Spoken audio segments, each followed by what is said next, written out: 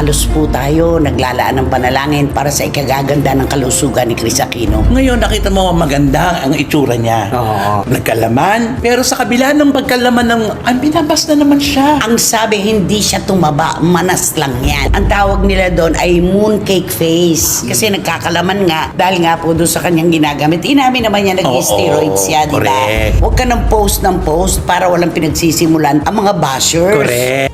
O di ngayon nananahimik, hinahanap naman nila. Ano ba talaga? Hindi na natin alam talaga kung anong gagawin ni Chris Aquino. Tutulay ba siya sa alambre? Kakain ba siya ng apoy? Ano ba para lang paniwalaan yung kanyang kalagayan ngayon? Correct. Nakakalungkot. Chris, huwag mo nang pansinin yung mga bashers. correct. Basta ipagpatuloy mo lang ang ginagawa mo dahil napakarami na naghihintay sa pagbabalik mo. Yun. Lalo na dyan sa podcast mo. Naku, lahat kami nakaabang talaga dyan. Ibabalik natin si Chris Aquino sa kanyang nauna at minahal at mahal na trabaho. Hoy, Noble Media na si Chris Aquino. Muling nalungkot nang mabasa ang mga negatibong komento.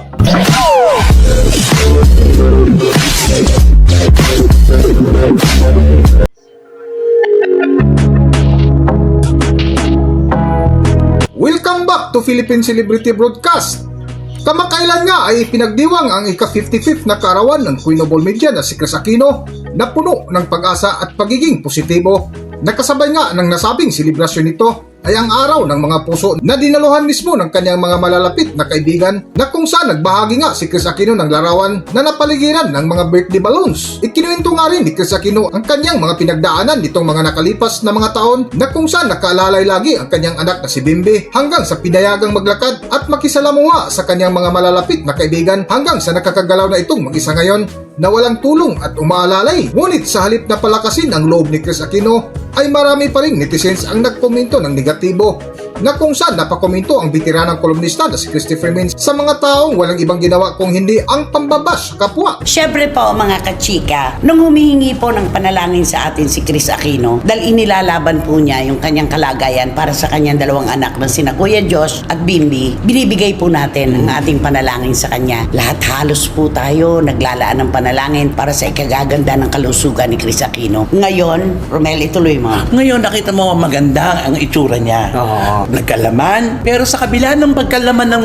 binabas na naman siya. Ang sabi, hindi siya tumaba, manas lang yan. Ay, Kita mo? grabe naman Ganon. yan. Ano ba talaga ang gusto nyo? Eto na nga, napakaganda nga ng mga post ngayon ni Chris Aquino. Hindi na katulad dati yung binubuhat siya. Oo. Na walang laman, ang tuhod, ang binti. Ngayon, Ngayon, nakakaupo na siya. Nakaupo, maganda, Oo, maayos. naglalakad. Oo. Naka-make up. Alam mo, maayos. Ngayon sasabihin nyo ngayon, malas lang yun. Ano ba talaga? Bagaman yung mga alam talaga ang ganitong kalakaran, ang tawag nila doon ay mooncake face. Ayun yun. Oo, mooncake face kasi nagkakalaman nga dahil nga po doon sa kanyang ginagamit. Inamin naman niya nag-steroids siya, di ba? correct. Yun po dahil sa kanyang autoimmune disease. Pero hindi po ba mga kachika, ang sarap malaman na yung ating mga panalangin ay dininig para kay Chris Aquino. Totoo. Huwag na nating guluhin pa yung kanyang kalagayan ngayon na, nako, hindi naman tumabayan eh. Minanas lang yan. Manas yan. grabe Yung naman nakikita yan. natin. Manas yan. Kawawa namang masyado yung tao. Ano ba dapat niyang gawin? Oo, maging masaya na lang po tayo kung ano po yung pinapost ni Miss Chris Aquino na maganda naman at maayos siya. Maging masaya na lang po tayo doon. Noon, hingi-hingi ng tayo, di ba? Ng panalangin na sana po gumanda na ang kalagayan ni Chris. Ngayon namang ibigay ang ating panalangin na sagot. Ganyan naman niya Oo yun. nga eh. Kaya di ba, nung lumabas niya siya ng video na lumusog na siya ng konti, marami ang natuwa. Ay, naku, maraming salamat. Babalik na Chris. siya mag-podcast. Babalik na siya.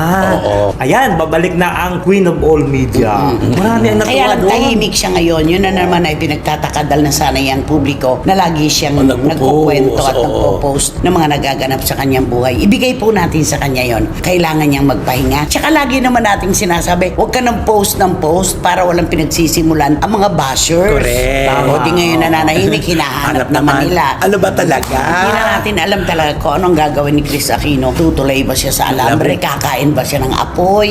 Ano ba, para lang paniwalaan yung kanyang kalagayan ngayon. Correct. Nakakalungkot. Ito talaga, can you please talk to Chris? Ito talaga, ayusin mo ha. Baka magkaroon siya migraine dahil sa'yo. To Miss Chris Aquino, I know who am I?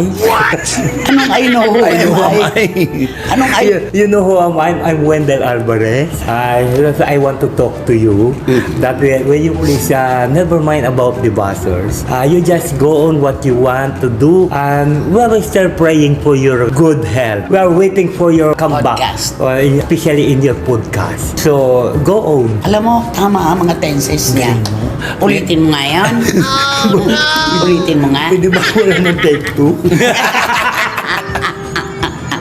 Ang ganda, di ba, na itawid Oo, niya. at saka matutuwa si Chris Aquino sa Sa dulo nga ng paksa ng bitiranang kolumnista na si Christopher Min ay nakiusap ito kay Chris Aquino na huwag nang pansinin ang mga taong negatibo, sa halip mag-focus na lang ito sa positibo para makabalik na sa kanyang mga dating podcast na inabangan ng kanyang mga tagahanga na di umano balitang makipagkulab sa kapwa TV host comedian na si Milay Cantiveros na masayang nakipagkita kamakailan.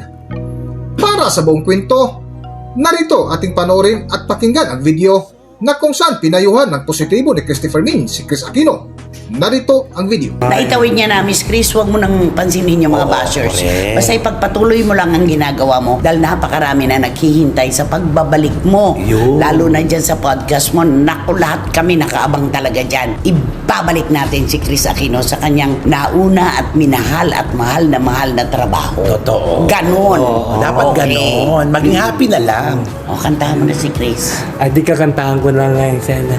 You are my destiny. Wala ka ito, pero may version din ang namayapang si Victor Wood. Bakit naman you're my destiny? Siyempre, alam mo naman, destiny kasi yan eh. Yung inaano ngayon ni Chris Aquino, destiny niya yun eh. Kaya kailangan... Yung journey niya. Yan, yung pinagdaraanan. Go! You are my destiny. That's what you are to me. You are my happiness. That's what you are. You have my my sweet caress. You share my loneliness. Hindi naman You are my dream come true. That's what you are. Heaven Heaven and heaven alone can take your love from me.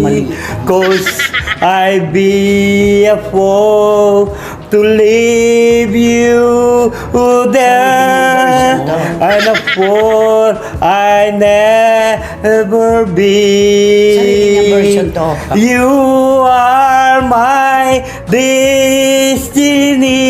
Destiny. You share my reverence. Reverie! You're more than life to me. That's what you are. Oh, diba? Hindi nagustuhan ni Chris Aquino. Tama na yun. That's not my destiny. Ito na lang muna ang ating video at kung nagustuhan nyo, huwag kalimutan mag-subscribe at pindutin nyo na rin ang notification bell para ma-notify kayo sa ating susunod na video. Maraming salamat!